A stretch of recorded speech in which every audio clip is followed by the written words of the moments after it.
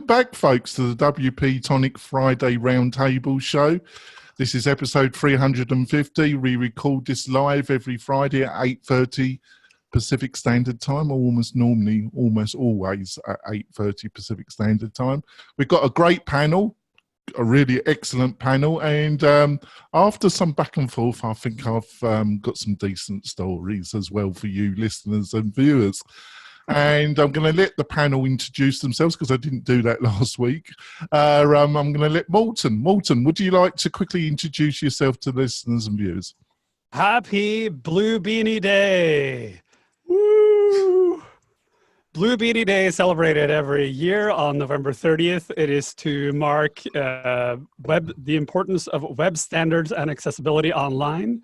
For those of you not aware, it was started by Jeffrey Zeldman, because he published a book, Designing with Web Standards, back in the 1800s of web, so like 1999 or something like that. And he was wearing a blue beanie on his head when he took the picture for the cover. So therefore it's Blue Beanie Day. So if you go onto the internet today and you see people wearing blue toques or hats or beanies or whatever you want to call them, it means that they're super web developer nerds who follow Jeffrey Zeldman. So I just thought you were having a bad hair day myself, but there we go. No, I cut my hair yesterday. So my hair day is on point. However, it's your hair day will not be on point once you take that hat off. No, I'm wearing the hat all day because that's the whole point. My name is Morten. I'm a senior staff instructor at LinkedIn Learning, and I have a lot of opinions about things. Yeah. Sally, would you like to introduce yourself to the listeners' views? Certainly. My name is Sally Getch. I'm an experienced token woman. And also, I run WP Fangirl in Oakley, California, and I am the organizer of the East Bay WordPress meetup in Oakland, California, and I think Morten is about to choke on his breakfast. Well, I've been actively trying to get some more women on this show. I've been emailing, and I've got whistling silence for my outreach, but I will keep on trying. Spencer, would you like to introduce yourself to the listeners and viewers? Yeah, I think we need like the Brady Bunch grid of 3 women and 3 men on the side with you in the middle doing da da da da da da. Spencer Farman from WP Launchify. I help people who are interested in building profitable WordPress membership sites, usually with marketing automation. Thank you. And Chris? I'm Chris Badgett from Lifter LMS. I help people build online course websites with WordPress. I will also be at WordCamp US. If you want to connect in person, you can find out more about me and what I'm up to at Lifter LMS and my podcast, which is called LMS Cast. That's great. And my friend, John Locke. I'm John Locke, like you said, from Lockdown SEO, helping manufacturers and industrial companies with SEO and web development. Right. That's great. Let's get on with this. WordPress 5.0 release candidate. Right, Morten. Yeah, what would you like to say about this one, Morten? Did they release RC2 today? I don't. God, I'm so confused. I'm totally confused, mate. Okay, so for you to clarify that. Hold on one second. I'm just gonna find a date for you. So, those of you who have been following along on the endless journey of WordPress chaos, even more information. WordPress 5.0 was announced to be released on the 27th of November. This was back in August, they said that. Checking my clock right now. Oh, it's November the 30th today. Blue Beanie Day, and no WordPress 5.0 has been released. We do have a release candidate number 1, which was released on the 26th. There are issues with the release candidate. The Gutenberg team and the WordPress core team have now gotten to the point where they are actively and openly saying, yes, this release will have significant issues. We are going to release a 5.0.1 probably a week after 5.0 comes out to fix some of those issues. They are quite honestly so done with this process that they are actively shipping non-functioning things. Now, to put a silver lining on this mess, Matt Mullenweg posted a huge ass article yesterday on his blog, ma.tt, called something like WordPress 5.0 and Gutenberg Q&A, where he tries to explain all the decision-making around that and make some bizarre explanations of why it's okay to release in the middle of December. Like, for instance, we've already released 3 major versions of WordPress in December in the past. And everyone is like, all those were minor, unimportant updates to WordPress, nothing enormous. Gutenberg literally rewrites all of WordPress, but whatever, sure, you can live in that alternate universe where that makes sense. He has also promised to do an he's announced open listening hours, where you can go and talk to Matt in person if you book a time to share your grievances in private, because he's tired of all the fighting on the internet. And it was just announced yesterday, let's see, I'm just reading it here, that the Gutenberg Times is hosting a Q&A session with the phase 1 and development leads for Gutenberg on Friday, November the 30th, which is today, Yes, at 2 11 p.m. a.m. ET, Pacific. which is 1900 UTC, which 2 p.m. ET, that's like 11 a.m. for us. here, right? Yeah, so... Are you going to be joining it? Me? I'll be on a SkyTrain on my way to work. And I've talked enough to these people. Other people should have space to talk to them. But yeah, so when is WordPress 5.0 going to be released? In the future, at some point, probably very soon, like maybe today or tomorrow or Saturday or Sunday or Monday or Tuesday or Wednesday or Thursday or Friday or Saturday or Sunday or Monday, or like, who knows? This is now officially an we will release when we're ready status. The only thing we know is that the promise that if it wasn't released on November 27th, it would be pushed to January 12th has been thrown out. So it will release whenever. I apologize to the listeners and viewers. This is all. I can document everything I say. I was remarking about what I'm just going to. I'm done. I'm done. This is just stupid now. So I'm done. I'm going to eat my fancy oatmeal. Right, there you go. I'm about to say something that's very English. It's English humour. They're probably going to release it on Christmas Day, a bit like the Trump administration releasing their climate report on Black Friday. I don't know. They'll probably release it on Thursday next week. Yeah, the day before WordCamp US. Yeah, probably. Yeah, what do you think, Sally? Well, it is kind of like, yes, we'll release it when it's done, except not, because we know that it won't really be done when we release it. Mm-hmm.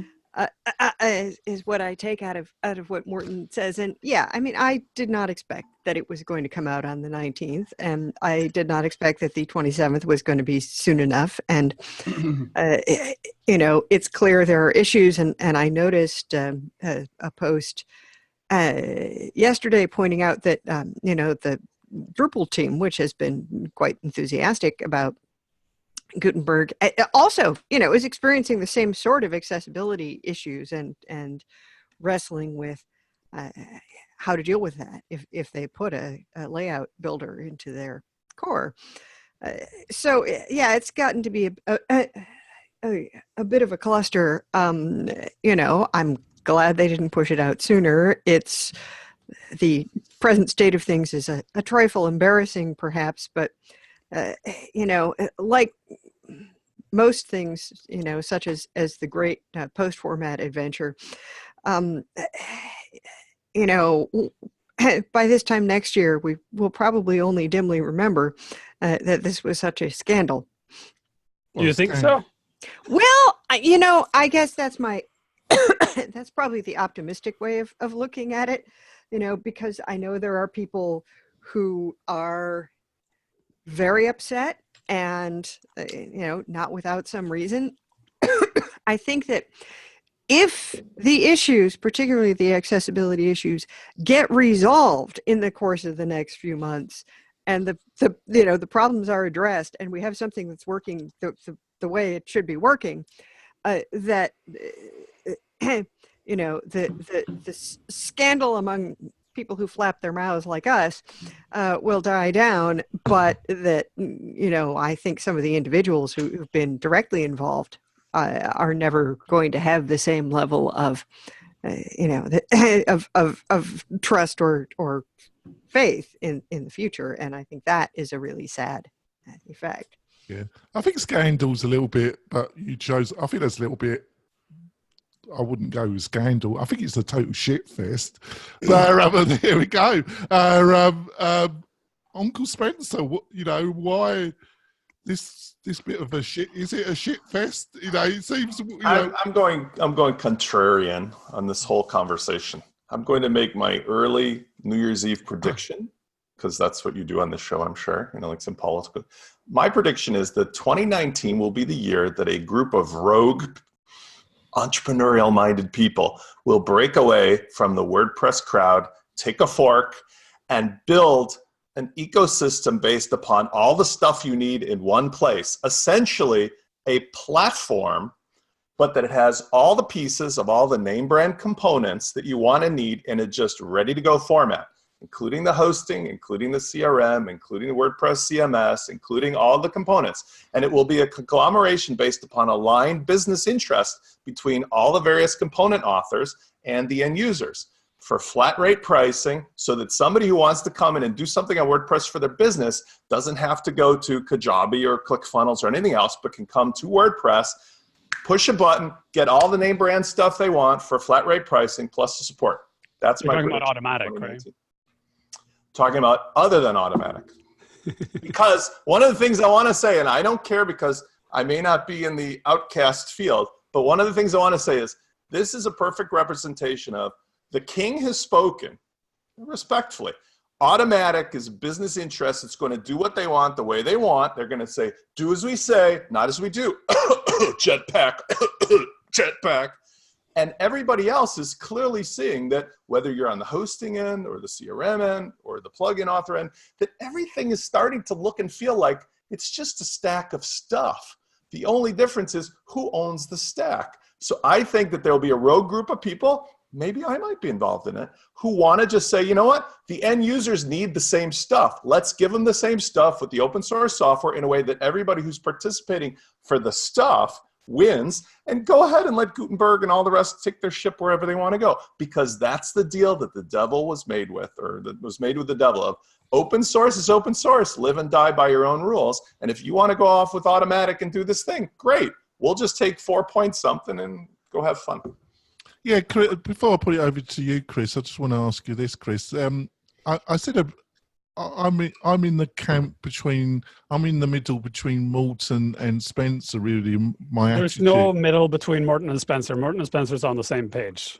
I think we are too. Yeah. All right, well, he's not being contrarian, he's just stating facts. All right, I'm saying contrarian to this whole, I'm just done thinking about this. In my mind, this is they've already done the deed. And listen, Matt's got a hard job. I'm not criticizing Matt, God forbid. But he has to put his interest where his money is, right? And it's very clear when you read his last post, this is not going to be come on. I mean, this reminds me of tariffs on food, and then we give $2 billion to farmers to pay them for the money we stole from them. It's just don't do the first thing in the first place. Don't do this thing that breaks the whole community up, because as soon as you do it, you can't just undo it.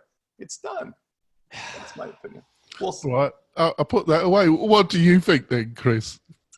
I'll just share a story as a plugin author at Lifter LMS, and that is that on November 27th, I showed up loyalty to my webinar to do the Gutenberg unveil and show how my plugin works with Gutenberg. Gutenberg wasn't ready. We did the webinar anyways. We showed our community how Gutenberg works, what it's all about. We showed how Lifter works with Gutenberg and how it's Gutenberg compatible, and we showed how you can blow apart the course template and rebuild it however you want with blocks, Gutenberg style.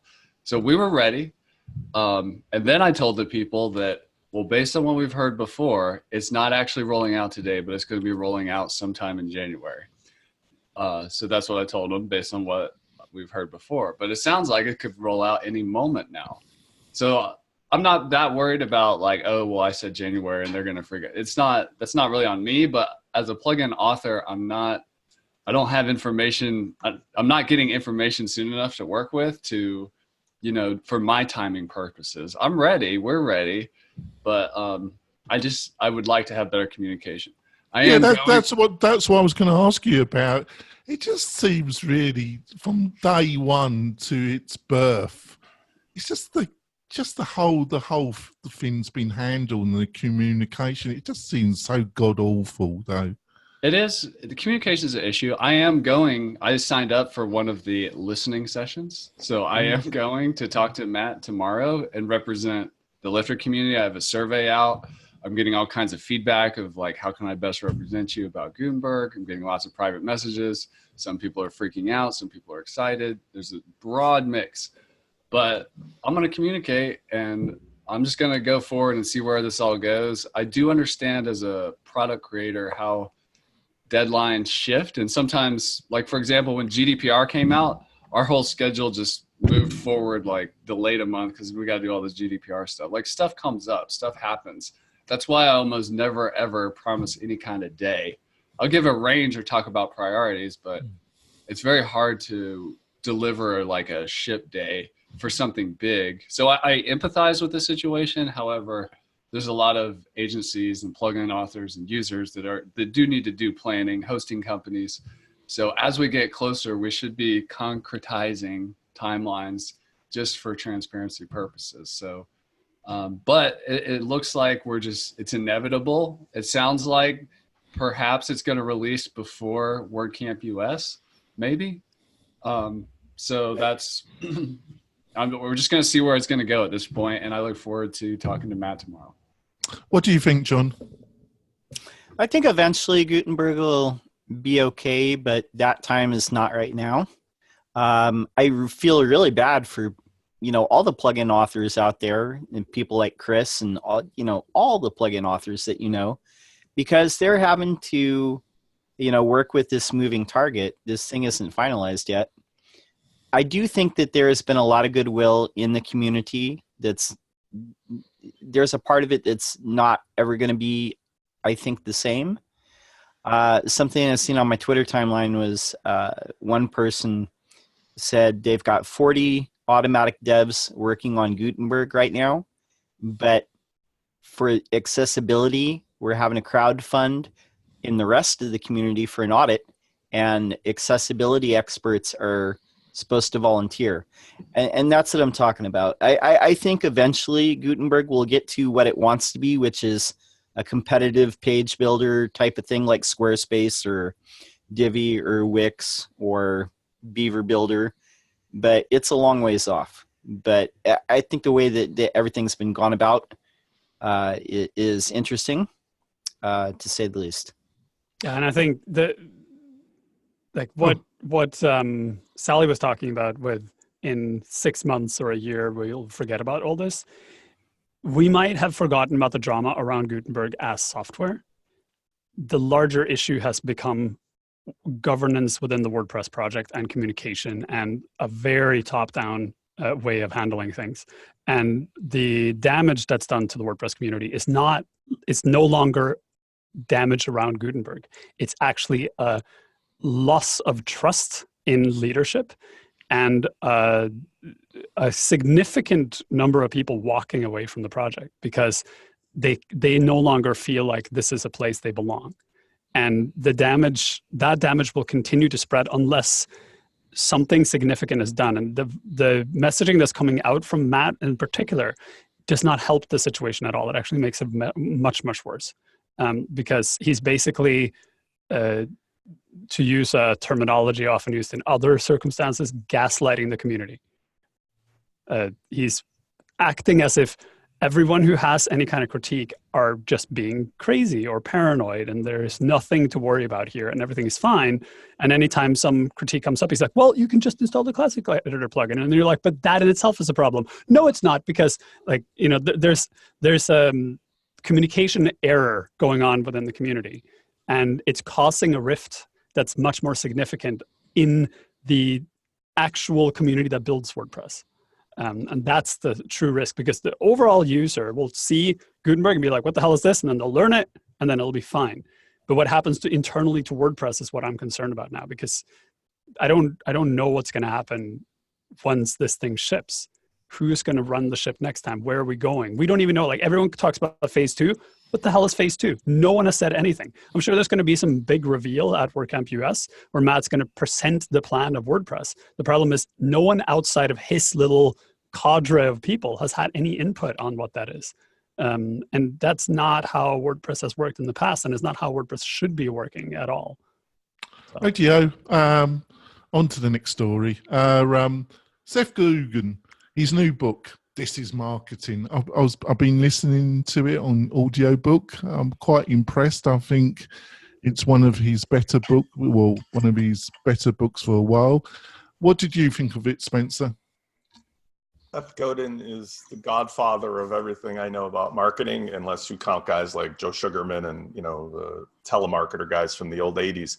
Seth has always been a person who says the best things in the least number of words. I actually did listen to this book because I enjoyed it while I was walking it on my bike, but he really makes a key point here, which, again, because I'm an advocate of what he's been teaching, he's been the person who's taught me so much. I've been saying this in different ways, but he emphasizes the marketing world of today is essentially this. You cannot steal somebody's attention, right? You can't get in the way of them, like on a TV show and not, fear that they're going to walk away. So what you have to do is go to the end result, right? Like, what is it that they really need from you? And for example, he uses this one of a 1/4-inch drill bit. If you're selling a 1/4-inch drill bit, you're really not selling the drill bit. What you're selling is they need to drill a hole in the wall so they can mount a shelf. And then on the shelf, they want to put a picture of their wife and kids or husband and kids or something, so that while they're sitting there grinding away at their work, they're reminded of why they're working. So what you're selling to them is that feeling of, you're somebody they trust to give them the end result that will make them feel good. And that's what we talked about before, was whenever I give, well, not directly, but John a hard time about SEO and everything else, I always say, like, it's all about relationships. You need to find somebody with a pain point, learn about them, solve their pain. And he goes into many, many examples about how the things today are different because of how many outlets there are. And actually, it'll tie in nicely if we get to it. The other story about Gary Vaynerchuk is wrong, because I think these two guys are on opposite sides of the world. Seth, I agree with wholeheartedly, and I do agree with the article, versus Gary Vaynerchuk, which is people are sick and tired. They're just like, they're exhausted from all the bullshit and the hype and everything else. Now what people want is somebody they trust, who they can have help them solve their problem and give them the feeling of satisfaction. And for anybody who's even curious about this, it's a great reader listen.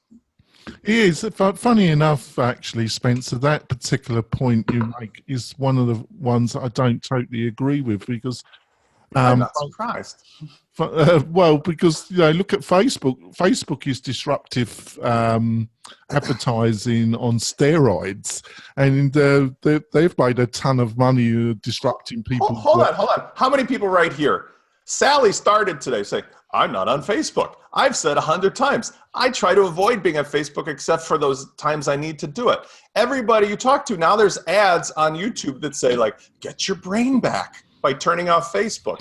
Everybody who has a choice has figured out, like, social media is good for business to a certain extent, but there's an arguable point, and I would definitely take a stand on this, that trust in real people relationships, like, that's the golden rule. But, like, jamming shit in front of people's faces just because, you might steal their attention is a tapering off methodology, and that Facebook's day of reckoning will come. I'm not saying they're going away today or tomorrow, but people are just starting to get on the other side of that hill of, like, well, I also think it's a it depends a lot on who you are. So but I do know that in terms of the kind of interruption marketing stuff, the let's pop up at you, people are just irritated and they turn that off and they use their ad blockers and so on and so forth. And for most people who are going to be reading Seth Godin's book, the ones who are, marketing agencies or individual businesses, that, you have to develop relationships absolutely applies. Yeah, we also got to understand, Spencer, in a recent interview of Seth, he pointed out that only 98% of Americans don't even know who he is. We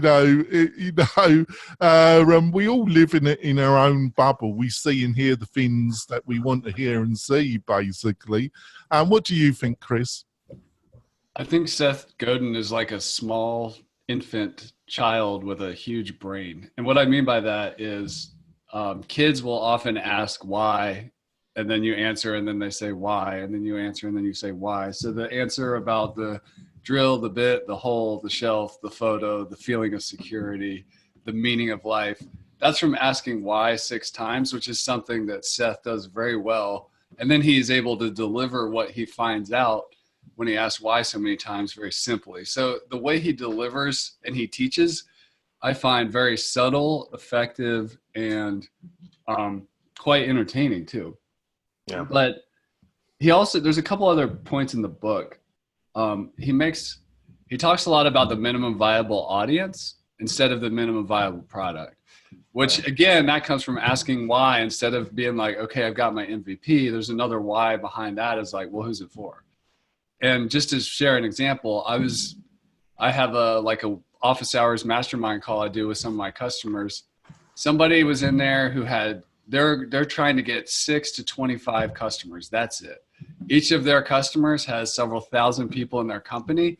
They just need to close a certain type of deal with a certain type of company, and their learning management system is hugely successful.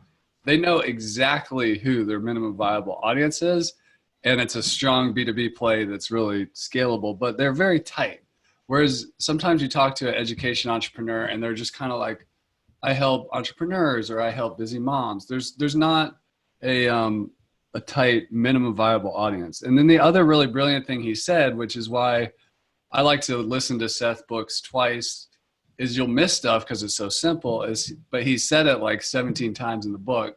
So he kind of drilled it in, which is when you're creating marketing and you're getting inside the mind of a prospect or your audience, the subconscious operating system that's running is saying the question, people like us do things like this. He's said that over and over and over again. Wow. So if your product or your message or your service, if it answers that question, like, oh, do people like us do things like this, no matter what it is, that's like a very strong selling thing without getting into a bunch of manipulation tactics and testimonials and social proof and all this stuff. Just that's a pretty good place to focus. And I think Seth does a great job going back to the fundamentals. That's the fundamentals of marketing, targeting your audience and having that rapport and that identity match between the product and the person. So he's just great at that stuff. Don't let your lizard brain send emails. This is from his book, Linchpin, I think. Stop waiting to be picked. He has these like catchy things that really help. I think sometimes it's just one insight out of one of his books. It can be a game changer, just like when he introduced the concept of permission marketing like 15 years ago.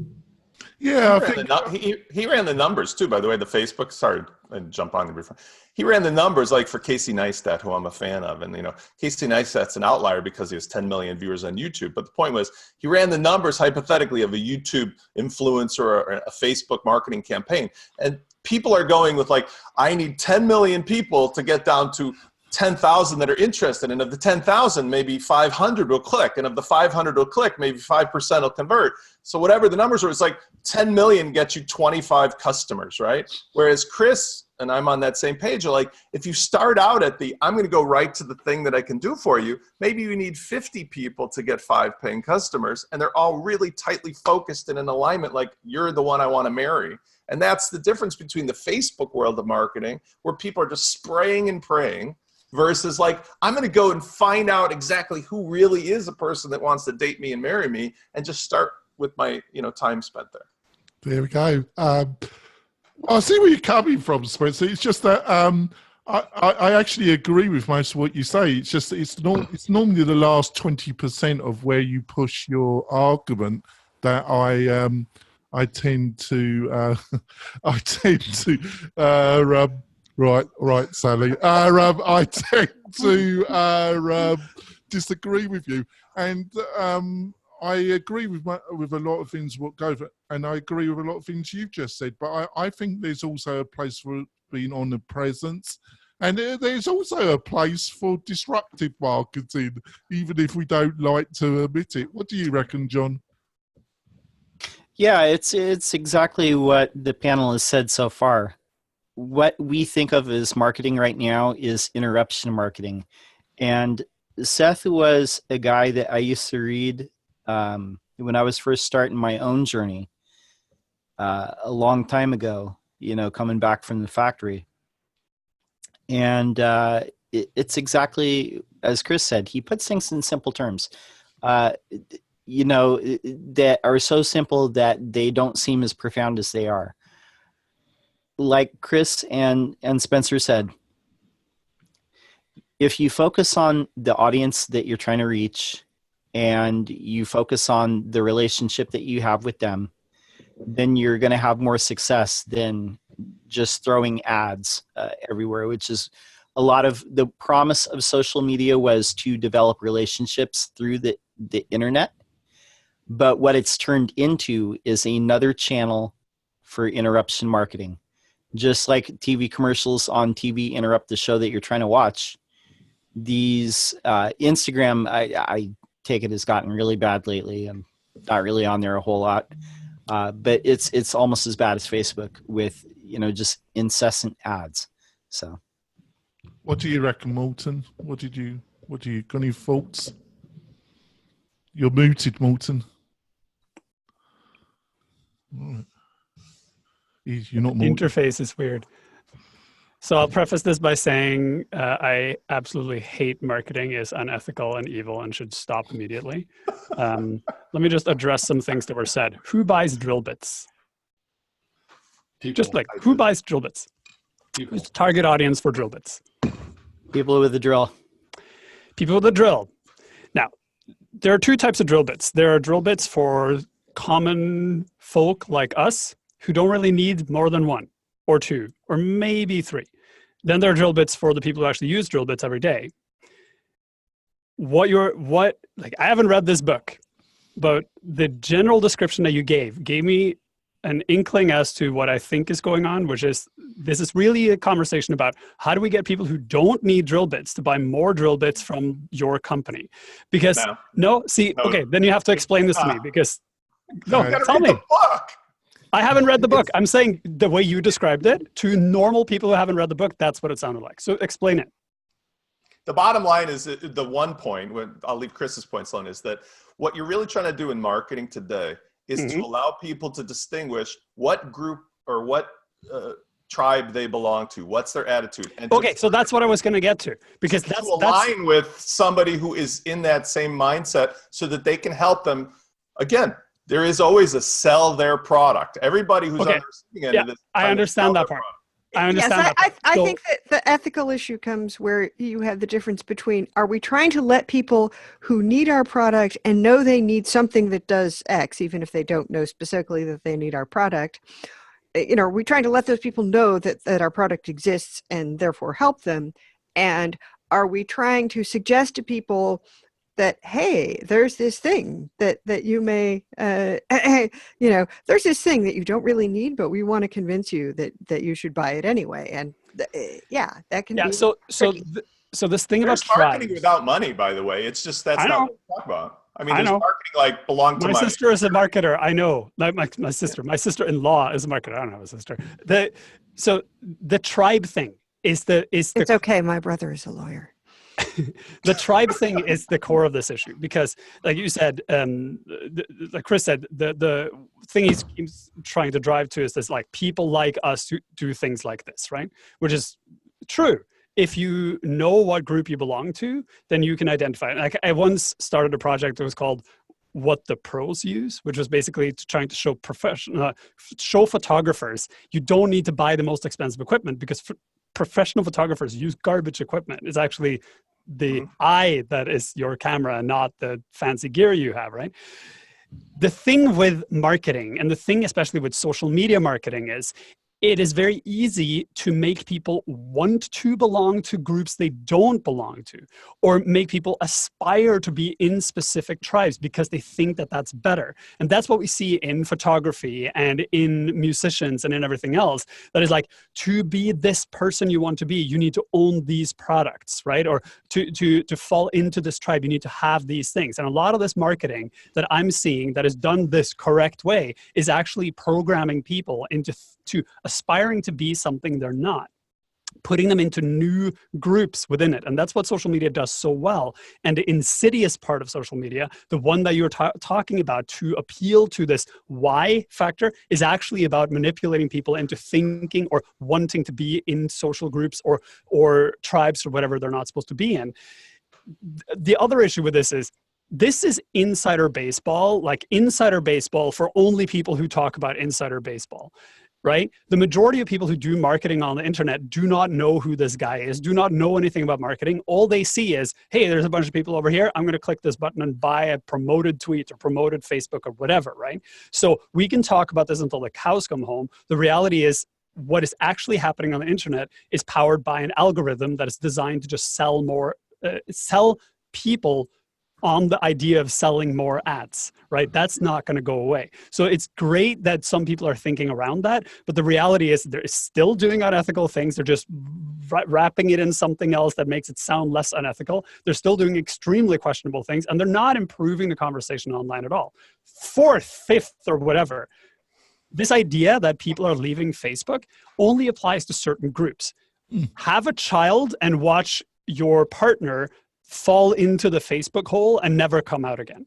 Because on Facebook, there are all these little chambers of people who do things like trade clothes or trade stories about what's going on. And it's the refuge for people. Show pictures of their children's dorms. Yeah, it's like, it's become the only place where you can actually do these kinds of things. Like Facebook is a fantastic platform for doing things like clothing trades for kids. And it's the only platform available. And until that is taken over by some other platform that does it better, Facebook will continue to exist.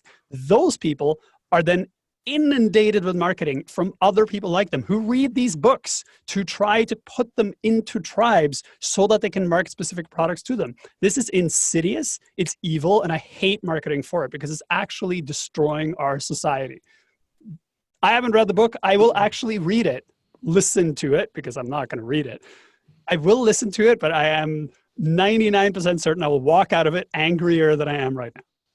We're going to go for the break now, but I've got good news, listeners. I've had an exchange with Seth, and we were talking about him coming on the WP-Tonic show. I'll read the book before he comes on the show. Not this one, but my Wednesday interview. We've got some interesting guests coming on the Friday show in the new year, listeners. Hopefully I can come to agreement with Seth about, or his assistant, about him coming on the show. But he's thinking about it, which is good news. His assistant didn't say just clear off. So we'll be back in a few moments, folks. Coming back. We've had this has been a lively one. I've enjoyed this so far. This has been good stuff. Hopefully you've enjoyed it, listeners and viewers. On to number 3. Jetpack 6.8 adds Gutenberg blocks for payment buttons, forms, maps, and Markdown. What did you think of this, Spencer? I just want to ask, isn't there right now, Morten knows, there's 19.5 million WordPress sites, right, roughly? Isn't that what they're saying? I believe that stat is is WordPress.com plus Jetpack activated sites. That's the only way of tracking it. So like 20 million roughly. But the point probably way more than that. You made a good point while you're wearing your blue beanie hat, which I love, is that I know who is the guy that you mentioned at the beginning of the show about like this, because he's an old 1970s, 80 kind of guy. And I believe when I talk to people in the real world, like about WordPress, 4 out of 5 people look at me like, what? WordPress, what? And so when you do get around to reading stuff. Is that word processing software? My point is when you get around to talking about stuff, we got like, 7 billion people on the planet, 2.5 billion people online. When you talk WordPress, most people don't know what we're talking about, yet we all make our livelihood in that little microcosm too. That's 30% of the web though. Like, that's the But thing. People don't know what it is, but they go to WordPress sites every single day.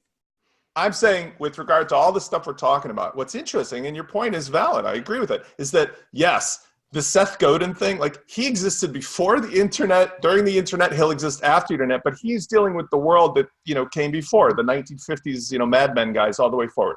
So be open-minded to it, because my point is, yes, the Facebook thing sucks, but Facebook is billions of people, or hundreds of millions, and WordPress is only 19 million right now, and yet we all, like, do our thing in here. Having that said, Jetpack represents to me the worst of Automatic, as always, because it sucks. Everybody knows it sucks. It violates the Prime Directive that he tells everybody they have to live by, and they just try to jam this premium thing down. And worst of all, back to my original contrarian view, is that this is the little insidious thing that gets into all those relationships with the, you know, the blue hosts and the host skaters and whatever, where you want a WordPress site and you have to spend the first part of your whole day with the client undoing the Jetpack's dirty deeds and so forth. So I feel like this is a manual. Not going to go away, but every time. You know, what the hell? When they start putting. I've been thinking about before the break, our previous, and what you've just said actually. Do you know the Mixergy podcast, Spencer? Love it. Yeah, love it. I'm a big fan of Andrew, and when he started it and everything else. Yeah, I really like Andrew, and I like the Mixergy, and I've been listening to it for donkey's years. But he pushes this horrendous hosting provider, and every time he talks about how great it is, and you know that you can set up your business on this particular and I know this hosting provider, and I know they're total shit, absolute shit of the worst type possible, you know. He loses all credibility, and I think that's what Morton's talking about marketers. You know, there's a position where why Andrew chooses to take it can't be that he needs the money from these cockroaches, but why he chooses to take money from a terrible hosting provider, which he must know is god awful, and then keeps plugging it, he loses all credibility. That's the problem, Spencer, which I think Morton also was trying to point out. What do you reckon, Chris? So when I looked at the interface of installing the contact form, the map, or the payment deal, it was a good user experience. I like it. The more I use Gutenberg, I like the block concept, and I think for the end user, it's good. The part that I'm fuzzy on is, what does this mean that every single WordPress website is going to have the Jetpack premium options in the blocks out of the gate? Or is this only for WordPress.com people, or only for people who install the Jetpack plugin or the hosts do for them? Mm-hmm. I'm asking that question, just trying to clarify for myself and the audience. Well, yeah, it's kind of like, okay, added some blocks, you know, not necessarily a bad thing. People are going to add blocks. Blocks are cool. But yeah, bugger me. Does this mean I have to install Jetpack? I really try to not install Jetpack. You don't need. I don't have that block that I need. I got every block except the one I need. Oh, got to go to the premium Jetpack now. So you don't. These Jetpack blocks will only be available if you have Jetpack or Jetpack Premium or whatever. There's a separate project that was started by Drupal, which is called something like Block Cloud. I forget what it is right now. But so Drupal, there are some people in Drupal that are trying to adopt Gutenberg into Drupal, and they want to open source, like make agnostic the idea of blocks so that you can pull them in.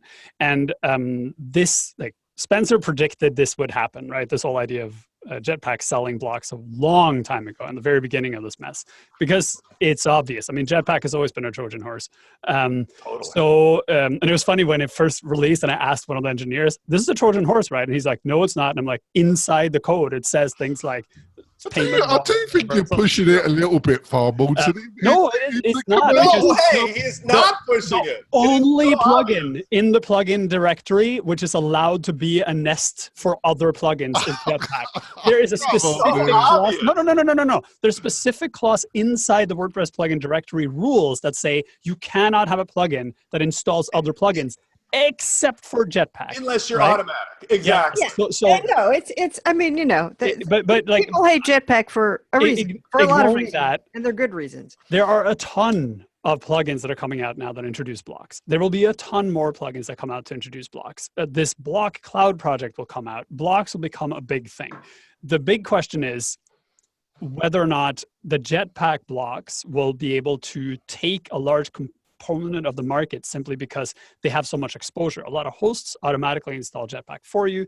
Automatic is a giant company that does a lot of marketing and does very aggressive marketing towards people using Jetpack, because that's a way for WordPress, for them to earn money from people who have self-hosted WordPress sites. So you don't need Jetpack to do the things, but many people will choose it simply because it seems like the right option, and we don't talk to those people, so they don't know that it's not necessarily the right option. Well, and just to add, how does a web hosting company decide what they pre-install or not? Because can I interrupt? Yeah. But before we go there, I forgot I want to mention one of my sponsors, and they're not terrible hosting providers. They're Kinster.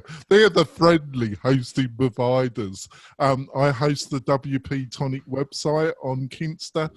Big enough to have all the technology, small enough to still care. And I wouldn't use them to host my site, even if they're paying their sponsor the show. I just wouldn't do it. And I've been entirely happy with them. They use Google technology, fantastic. But what you get from Kinster is a fantastic interface and 24/7 real quality support.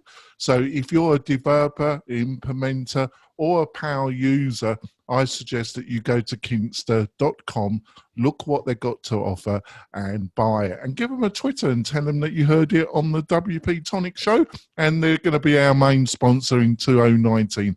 And I'm so pleased that they decided that, because they're one of the good guys out there. I think they are. Can I Are they all add guys? to your Andrew Warner thing? And this is aside from, by the way, you or Andrew or anybody else who has a show. You're delivering value. Somebody sponsoring it is different. Just for anybody who hasn't been awake for the last 6 to 8 years, Bluehost, for example, which is one of the largest cesspools of like people who don't know any better WordPress sites, they offer Bluehost has 4 contributors in WordPress now. 85 to, here's the business model. 85, and don't get me wrong, I love this. $85 to $125 up front when you sign somebody up for like a $5 a month basic hosting plan. Okay. Where else in the world can you, as a marketer, to Morton's point, or somebody who wants to make fast cash, go ahead and get paid $1.25 for somebody who's only paying $5 a month to the person who's giving you the money? It's the largest, racket in the world. And they have made their calculations and understand that once that person puts their rinky-jinky blog on WordPress in their like locked in complicated mess of stuff, that they will just stay there forever because nobody's going to tell them otherwise. They don't know any better. They don't care. Only those people whose businesses rise to a certain level of like, holy crap, what's happening here? And they go and ask for professional advice. Does somebody say like, really? You're on Bluehost? Like, really? You're on HostGator? You need to get on like cloud hosting in a real thing. And even then, with Kinster or anybody else who does real hosting, we're on a race to the bottom. This is just like text messaging where they used to charge you 25 cents for every text message you sent, or like your cable company that charges you for data outage on a pipe that's always connected. It's just bullshit.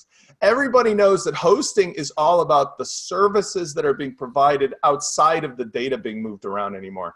Everything is magical these days as far as technology. Define everybody, because I think everybody who's running a business who needs the service, who needs like above a shared hosting, shared account. Like if your blog gets 30 people a day, anything will work. If your business is running WordPress and compression and marketing automation and you have high traffic, you will actually find sometimes that the site won't load. So you go, who's going to help me with that?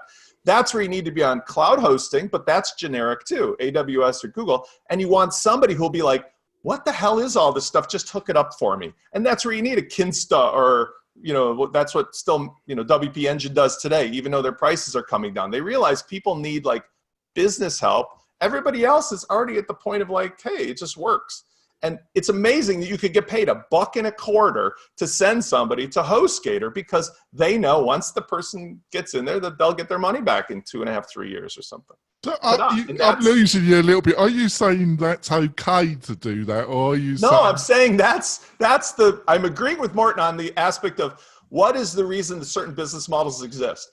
People out there are pushing, hey, get your WordPress website up in 5 minutes, follow my lesson. Every single blogger in the world has a how to use Bluehost, how to use HostGator, click my link. Why? Because they've put out bounties that say you'll get $85 to $125 for every sign up. And this has been going on back in the days of the guy named John Chow from 6 years ago, who I loved back in the day. He used to teach how to make six figures from just referring people. Well, he still does. He earns Right. way more than six figures. Well, now he's in 7 figures, 8 figures, because he's pushing some other stuff. But the point is, that's the other side of marketing, because that's not a relationship. That's just, I'm going to get $125 affiliate style if you go here. The world we live in is always going to have that. We're in a capitalistic world. You could be as spiritual and high level new age as I like to think I am, but the other side of my world is like, hello, I got to make a living in the real world. And unfortunately, that's where these new things always come up, and they rise and they fall and they rise and fall. But like Andrew Warner is a high level guy. He's always trying to improve. And I know him sort of indirectly personally because his engineer. Yeah, but why does he choose to push a hosting company that's absolute crap? For the reason I just said, is that they are willing to pay him money over and above the other ones for that position. But how is that serving his listeners and viewers, Spencer? Listen, the way he does his commercials, I've actually told him in person, I said, I feel uncomfortable every time you talk because your show is awesome, but when you get to that point where you're trying to be all clever and innovative about your ad, you take like 9 minutes to tell me something that you could have done like Jonathan. It's like, my sponsor is Kinsta, done and done, right? Okay, I get it. Instead, he's trying to make the story and involve me. I'm like, I only have 25 minutes for my walk. I have to fast forward my podcast to get to the, You're avoiding the question. You're saying the point is, why does he choose to sell just crap? taking the dollar. It's just the dollar. When he's trying to make a relation. Highest bidder, Jonathan. Bud? Highest bidder. I mean, and I'll throw this in there too for like anyone who's listening to. If you ever like come across an article on the webs where it says, here's where we're comparing, here's like the best hosts, and it's all the usual players that are at the bottom of the market. I'm talking InMotion, Bluehost, HostGator, DreamHost. That's all affiliate commission. Most like all these like articles on here's the best hosting we tried, it's usually the worst hosting. It's like Spencer said, once they're on there, they're not going to move because their business is never going to come up to the level, or it's unlikely that they're going to need to switch to actual quality host like Kinsta. Like Jetpack users. You people are terrible. Like, seriously, you are poo-pooing 99% of the web right now. You're like, unless you're a professional, whatever, unless your business has 1 million visitors, 99% of the web is normal people who publish their lives or whatever onto the internet. That's fine. Most people don't need WP, like crazy expensive hosting. They need a host. The reality is all these evil hosts that we used to hate are some of the key contributors to things like WordPress security now, because they have the most sites. And they actually are the ones that see the stats. And they do more for WordPress right now than most of the companies that contribute to WordPress. Well, yes. I totally agree that like the marketing thing, but marketing is evil out of the box. The reason why WordPress is more secure now is actually because the people from GoDaddy and the people from Media Temple and the people from a bunch of other of these evil hosts got together and created the security team within WordPress. Nobody said evil host. You put the word evil host in. I didn't say you're saying they're selling garbage product and they're doing evil marketing and everything. That's not what I said. That's what people hear. I said they are putting out a bounty because they realize that they have a school bus that can hold 1,000 people where another host might hold 10. And they, like you say, realize most people don't need more than one seat in a 1,000-person school bus. They're not doing anything wrong. What I'm saying is the reason why marketing issues come up where some scammy spammer affiliate decides like, I'm going to push Bluehost is not because that person's going to have a relationship with the business owner. Instead, they're like, Bluehost will give me $125 if you sign up. That doesn't make Bluehost bad, and Bluehost does a lot of great stuff. However, go to GoDaddy and try to sign up for anything at GoDaddy and come back with your blue beanie and tell me that they are not acting evil in their checkout process where they try to trick and connive you. They have terrible upsells and not great hosting. But, you know, we had every step of the way tricking. We have had Mendel on this panel a number of times, and GoDaddy has really stepped up in terms of community contributions, in terms of, you know, cleaning up their workplace practices, in terms of, you know, I mean, I can like them as a company. I'm not that likely to use or recommend their hosting for the type of projects I build. But, you know, there are actually a number of satisfied customers. And I think that, you know, you look at the corporations, yeah, affiliate marketing, it has this possibly unintended consequence of people who don't care. I mean, you know, I think it started out as a way of encouraging the people who are already your fans and generally believe in your product to get other people interested. But, you know, because some of these affiliate commissions are pretty substantial, you end up with folks who say, hey, I'm going to push anything that I will get some money for. And well, I love to get Andrew on my podcast. I've outreached to him. You know, he likes to think he asks some tough questions. Come on my show, Andrew, and we have a tough interview, mate. This Smackdown thing that's crazy. You know, I've asked you twice to come on the show, and you've messed me around a couple of times. Come on the show, Andrew, and we have a discussion about your. I have a feeling that he doesn't actually care that much what we think. I don't care. He's counting the money, Sally. I don't even know who you're talking about, so I'll just back out of this. Yeah, good. On to the next story before I dig a grave. Mike Ritson, Gary Vaynerchuk is Ron. Well, I can't say how many times Ron. What's this about, John? Right. So this is an article that came across my radar. And I'm going to just say this, like I said earlier in today, Seth Godin was one of the people that I read that really got me on this path when I was trying to, you know, get out of the factory, get out of the 9-to-5. Gary Vaynerchuk was another person I used to read. Thank You Economy was one of the very first books that I read on marketing.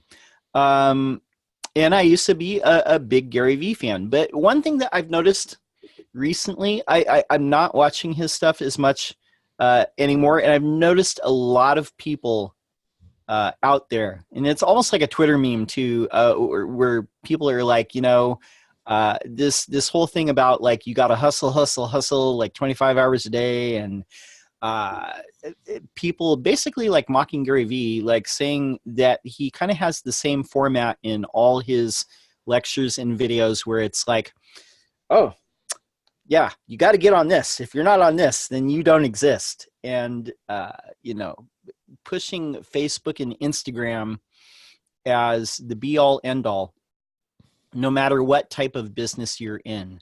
Now, mind you, VaynerMedia is a social media company. It focuses a lot on stuff like Snapchat and Instagram. He hires a lot of interns that want to work with the guru, and basically sells this to Fortune 500 companies. But at the same time, it's really weird. This article is saying a lot of stuff like, you know, he's obsessed with, you know, saying that TV is dead, social media is where it's at. But if you're going to spend on TV, buy a Super Bowl ad because that's, you know, big, and everybody watches that.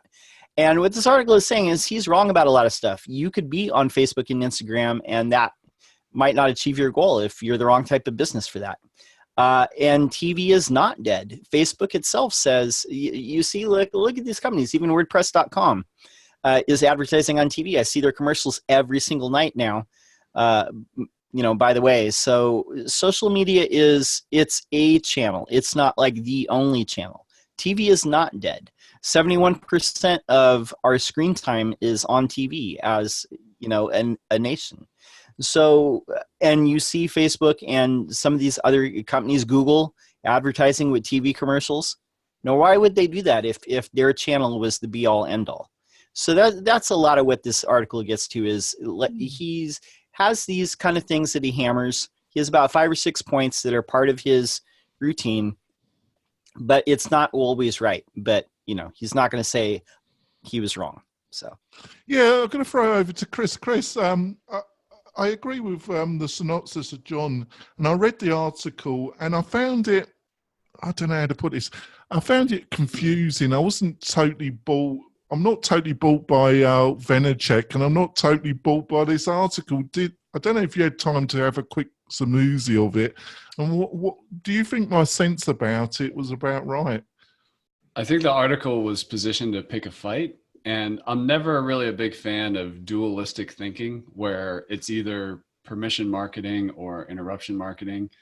There's a lot of nuance and variations between everything. So, but I think the article made some good points. You better have a session with Spencer then, because he's here.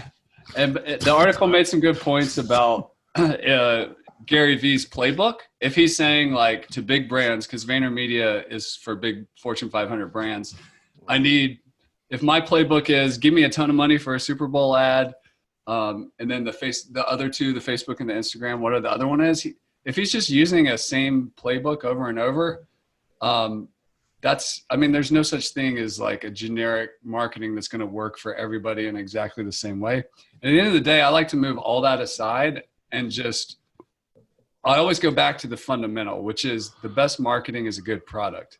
If we focus on that, that's where real solid marketing comes from. If you want to get into omnipresence, like Gary Vee's talking about, like you got to be on this, you got to be on this, you got to be where the eyeballs are and the attention. That's omnipresence. We got permission marketing, direct response, word of mouth, interruption marketing, billboards, and all that stuff. Let's just not forget about the best marketing is a good product, and people will just naturally share about it. Yeah, I think at the end of the show, I've managed to upset a load of people. I think Morton, I think we've done a good job. Morton, Chris never upsets anybody, he's too tactful. But there we go. Morton, how can people find out more about you and what you're up to? You can find me on LinkedIn Learning by going to linkedin.com/learning and searching for my name. You can also find me on Twitter @Morton, because that's my name. And I'll be at WordCamp US next week. If you're there, come say hi. That's great. Sally, how can people find out more about you and what you're up to? Well, let's see. You can go to WP-Fangirl.com and find out something about what I do, although I have had so little time for my own website lately, it's pathetic. I appear on Twitter as @SallyGetch. I'm reachable on LinkedIn, and if you can spell my name, you'll find me. And go to eastbaywp.com if you want the meetup. And your thoughts are always welcome, Sally. And you put me in my place, which I need putting in my place. Spencer, how can people find out more about you and what you're up to? You can reach me at WP-Launchify.com. And I was thinking about going to WordCamp US, but the hotel is sold out. Are you going to be there? What do you mean the hotel? It's Nashville. There are other hotels. The one where you don't have to go outside to go to the hotel. That hotel sold out months ago. Get any other hotel around there. There's like 1,000. I may drop in. You for a should. day. Are you guys not going to be there? Chris is there. John, are you going to be there? John I'm going to be there. Not going to be there. I'm not going to be Sally, there. are you going there? No. We're not up to your standards. I'd like to go to WordCamp US sometime, but yeah. I'm still bitching that they moved it from San Francisco. But yes, if it was in San Francisco, I'd certainly go. If it was anywhere I could drive to, I would very likely go. All right, let's get back. It's not there for. Right, fair enough. Chris, how can people find out more about you and what you're up to, Chris? You can find me at lifterlms.com and also my podcast, which is called LMScast. And if you are going to be at WordCamp US, send me a message or at me on Twitter. I'm at Chris Badgett. That's great. And John, how can people find out more about you and what you're up to, John? You can visit my website, which is lockdownseo.com, or you can go to my YouTube channel. Just go on YouTube, search #LockdownSEO. That's great. And if Fun you fact, John Locke also published a bunch of interesting books back in the 1500s that you should read. Yeah, definitely. You should. My dad looks just like him. Yeah. Definite. That's about sums the episode. Folks, if you want to support the show, please go to iTunes and subscribe. It's one of the main factors that I've been told that iTunes uses to judge the quality of our show rather than listening to it. But do that. That's really thankful. And we'll be back next week with some passionate views, a great discussion. I've really enjoyed this week. Hopefully you have. Give us some feedback about what you thought of some of the topics we've discussed. That'd be great. We'll see you next week, folks. Bye. Bye. Peace. I